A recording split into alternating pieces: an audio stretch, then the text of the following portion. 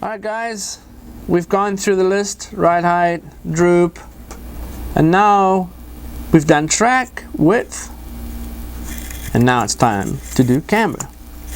Okay, so with camber, you obviously, in the rear of a drift car, want a flat contact patch.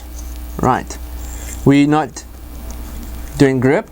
We don't have any ridiculous roll.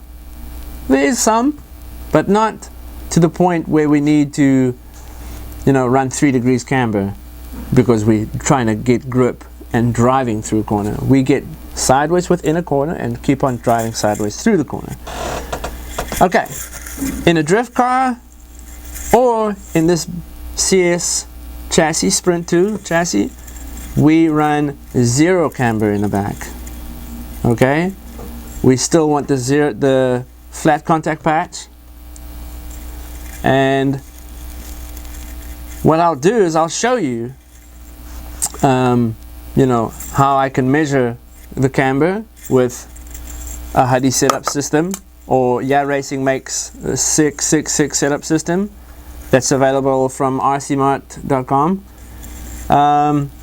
Just grab them, take your wheel off, slap these bad boys on, right, and they'll give you a camber reading. Very easy. Let me do that real quick and I'll be back with you in a second.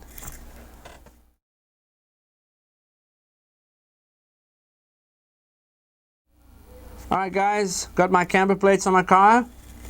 You'll see 0 camber here, as close to 0 as possible. Please don't look at this one. I'm going to explain to you in a minute what this one's about. And a little bit of acceleration, you'll see we gained a little bit of camber. Right. We want 0 camber because we're accelerating in that direction. Right? We're not going in this direction, sideways. In a couple of minutes, or the next video, I'll explain to you toe. So, what I am trying to show you with this one is an extreme camber gain. Right? Where your turnbuckle or arms are not what they should be. This one's got an extreme angle on it, and in the same breath we'll talk about roll centers in another video. You'll see the roll center on this one is a little extreme, right?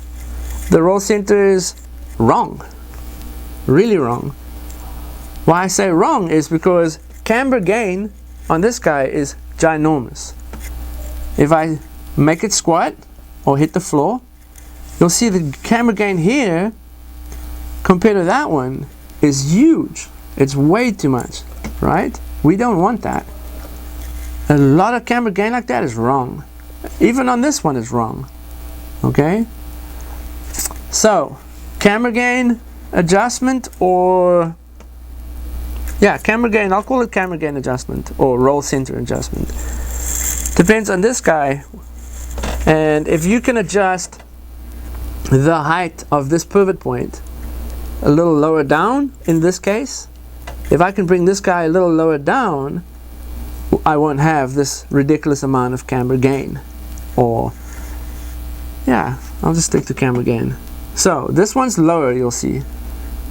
This one's lower, which means when I squat, it doesn't gain a copious amount of camber, which means my wheel isn't doing that kind of thing through the corner.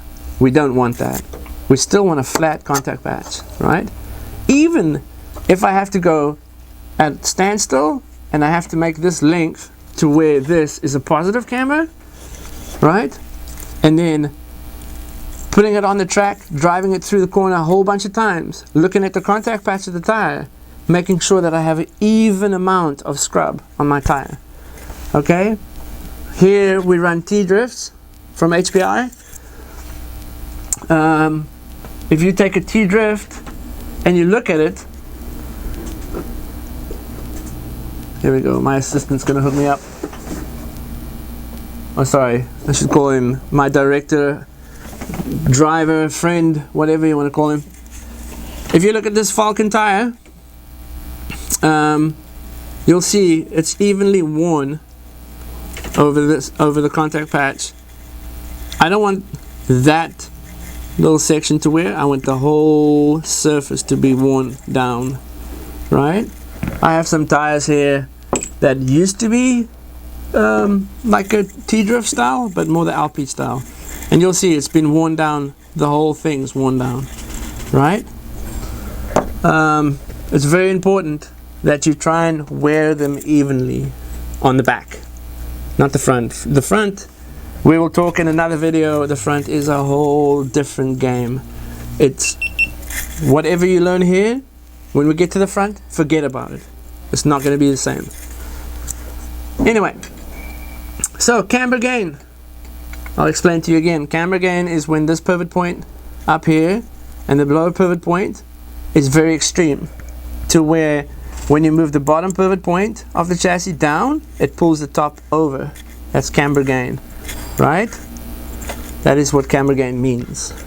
Okay? Not a good friend of ours. Anyway, guys, thanks.